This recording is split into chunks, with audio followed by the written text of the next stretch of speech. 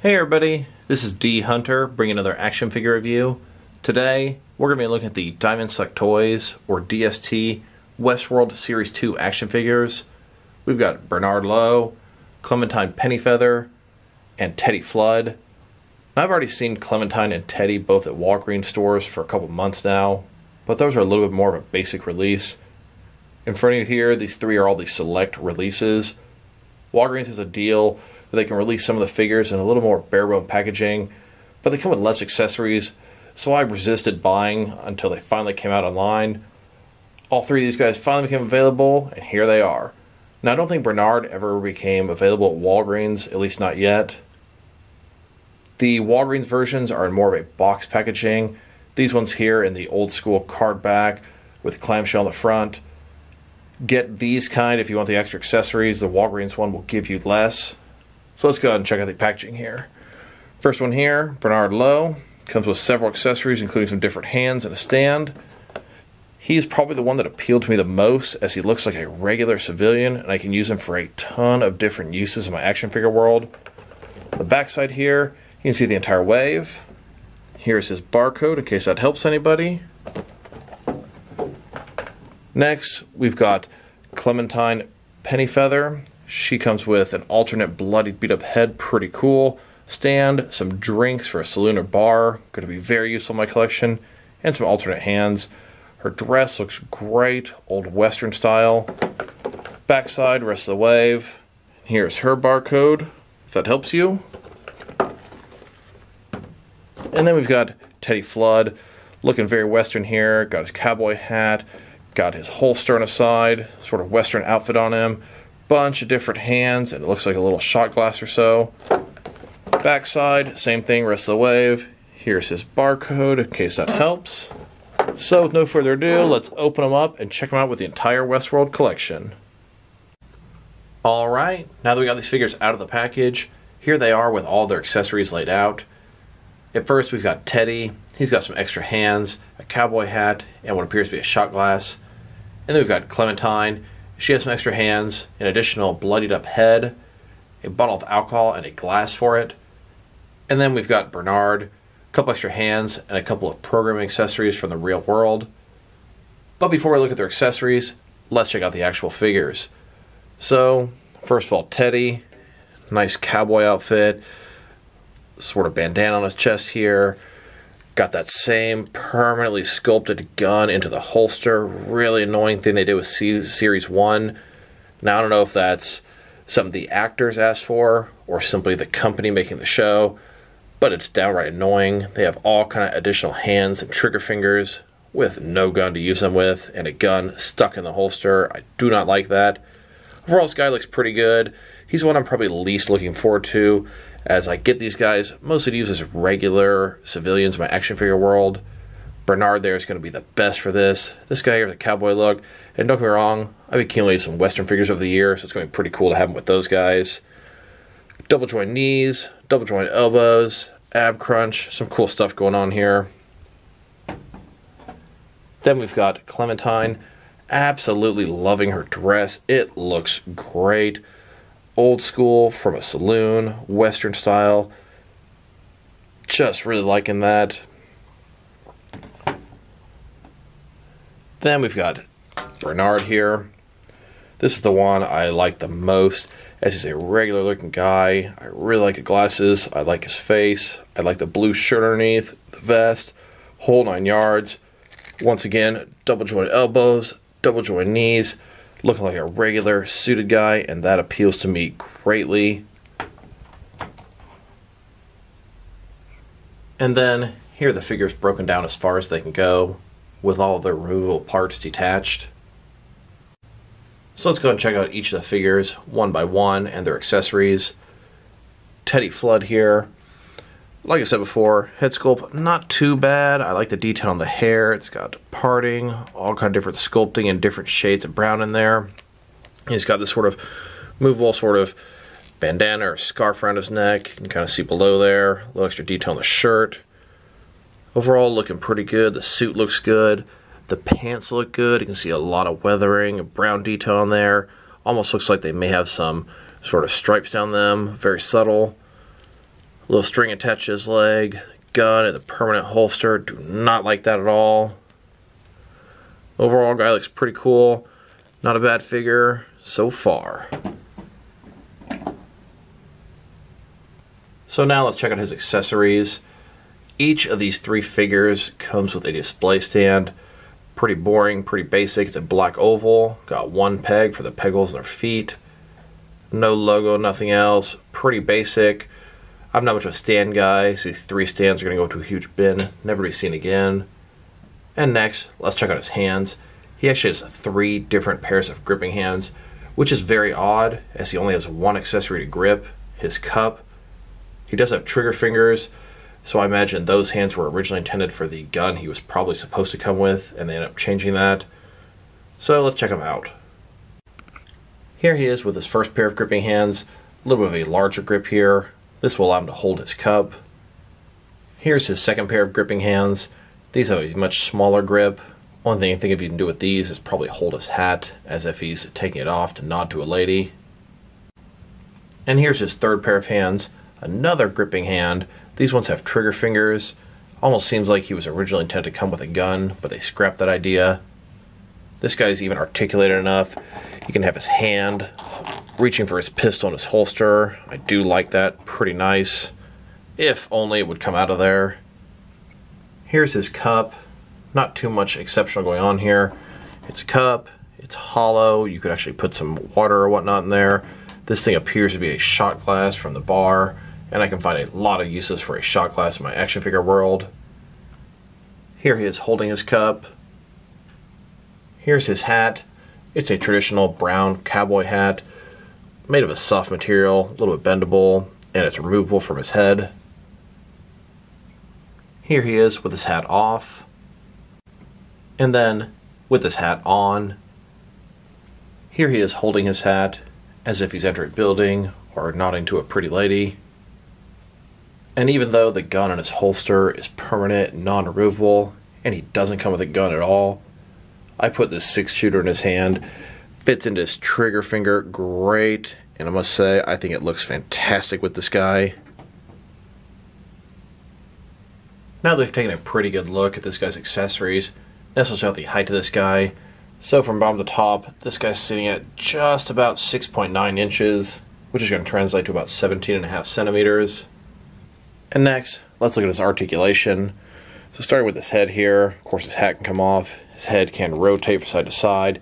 Look down about that far, up about that far, not too much there.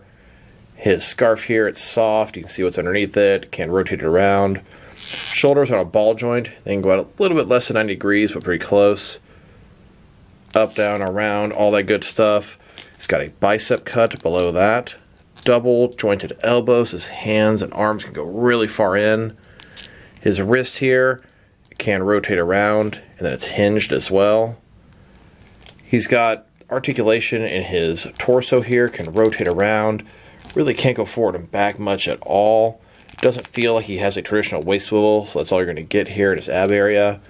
His legs here, they're not on a ball joint. Similar type concept, they can go out about that far.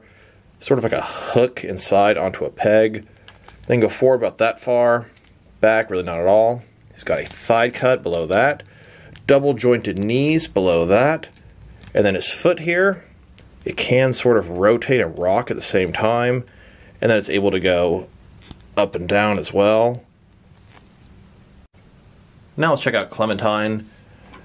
I must say, very pleased with her face and her hair. I think she looks great. The curls on her hair, the sort of braided part up top, all the detail looks really nice. Different shades, a lot of sculpting here. Going further down, her dress looks great as well.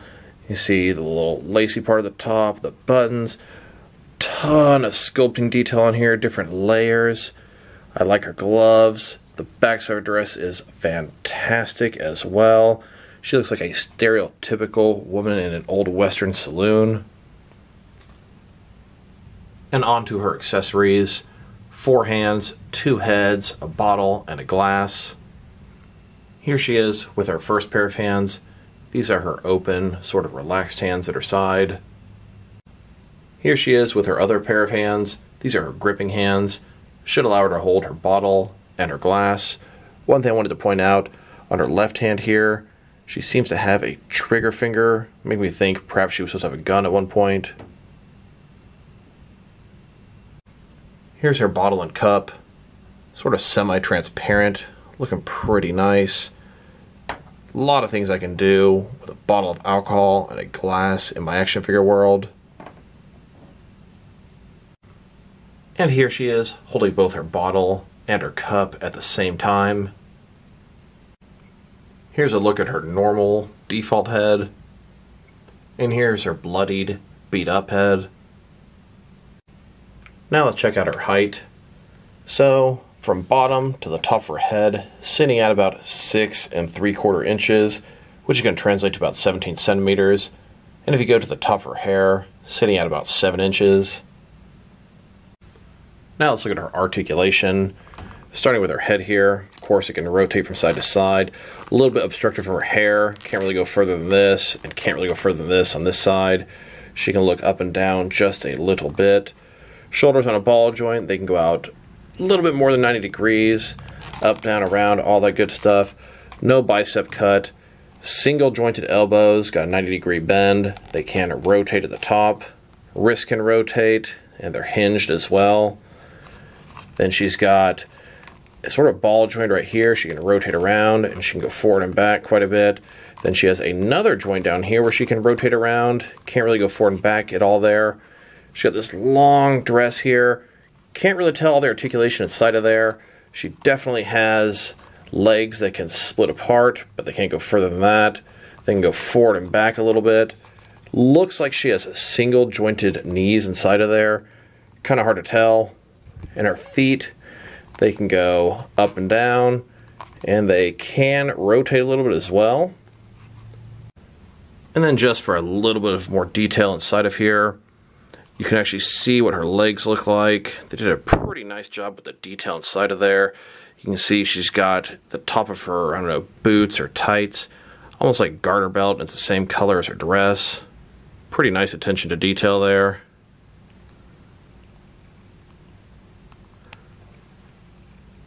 And now, let's check out Bernard. Probably my favorite of the three, just like I expected. So his face here looks pretty good, pretty serious. I like the glasses, I like the beard, the receding hairline. A lot of cool things about this guy. I really like his vest here. I like his blue shirt underneath, black tie. He's got some big ass hands. They seem a little too large for him. Double joint elbows, double joint knees. Looks like a regular guy in a regular suit, and that appeals to me for my action figure world building. So many things I can use this guy for. And here are all of his accessories. 4 hands and a couple of programming accessories from the real world. Here he is with his first pair of hands, kind of open and relaxed. And here he is with his gripping hands. Once again, looks like we've got a trigger finger on both of them. Perhaps he was supposed to have a gun at one point. This is not one of his accessories, but here he is holding a 6-shooter. Fits perfect in his hand. The trigger finger fits into the trigger just fine, and it looks pretty cool with these Western guys. Here are his other 2 accessories. This thing here, I believe it's some sort of programming device they use to program the scenario of Westworld. And honestly, not 100% sure what this thing is. I saw in a little clip from the show, it opened up, you put a ball inside. Looked like something from the real world. And I must confess, I've actually not seen an episode of Westworld yet. When I bought the first figures, I intended to watch it. I have the means to watch it, just haven't got around to it yet. It is definitely on my list. The more figures I get, the more curious I am about the show. Please help me out. If you can drop a line in the comments, let me know what these things are. Would appreciate it. Now let's check out his height. From bottom to top, sitting at about 7.2 inches tall. Gonna be just a hair above 18 centimeters. Next, let's look at his articulation. So starting with his head here, it can rotate around from side to side. It can go up and down about that far, not too much. Shoulders on a ball joint, they can go out a little bit more than 90 degrees. Up, down, around, all that good stuff. He's got a bicep cut below that. It's hidden very nicely. Double jointed elbows. They can go in very far. His wrist can rotate, and it's hinged as well. Not a lot of range of motion there. He's got a ball joint in his torso. Can move around this way, and it can go forward and back a little bit as well. No traditional waist swivel below that. His legs, they can go out about that far. Not a ball joint, the similar hook type articulation that Teddy had. They go forward about that far, back not at all. He's got a thigh cut below that. Double jointed knees, and I must say I can't really get him to go further than that. I think if I heat him up, it'll free it up a little more. And his foot, of course, it can go up and down a little bit, and then it can rock and rotate sort of at the same time. Pretty nice. Here they are, having a drink at the bar together. Here they are, riding on a couple of horses, Wild West style. Of course, Clementine here with her dress, can't get on the horse. And now it's not exactly a Western diorama, but it'll do. Now, let's check them out compared with some of their action figures, starting off with some other Westworld figures. Here are the Series 1 Westworld figures, next to the Series 2 Westworld figures. There are a lot of similarities in these two waves. If you look at both of them, the first character, he has a cowboy hat, looks like from the Wild West era. The second one is a female with a long skirt or dress on. And the third one is a regular looking person, almost mirroring these two waves. Here they are next to Outlaw Dolores. This was a Walgreens exclusive from Series 1. Here they are next to a battle damaged, bloodied up Man in Black. This was a PX exclusive. And here they are next to Maeve Millay. She's the Walgreens exclusive from Series 2. Here's the entire Westworld collection. We've got a total of 9 figures and 7 different characters. Now I'd like to check them out with some other Western style figures for my collection. Here they are next to a couple of Mattel DC Universe Classics figures. We've got Jonah Hex and Gentleman Ghost. Here they are next to the Gunslinger from Dark Tower. Here they are next to Ethan Chandler from Penny Dreadful. And here they are with a Western style Bruce Wayne Batman figure. This is from DC Direct. Next, let's check them out compared with some other action figure lines from different various companies to see how they fit in both scale and style wise, in case you want to know which lines you can mix them with.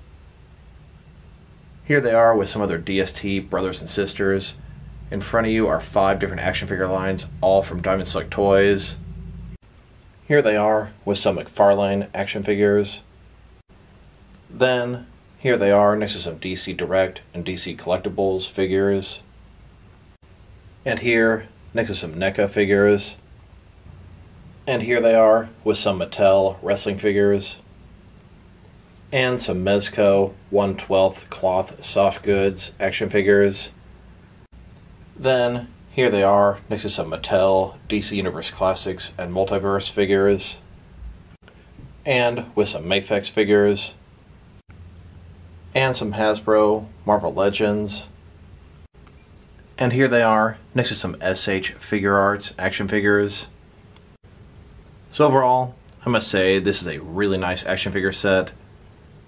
For my own unique action figure collecting purposes, I love suited action figures, and Bernard here is my favorite. He's a regular looking guy, and I can use him for so many different uses in my action figure scenarios.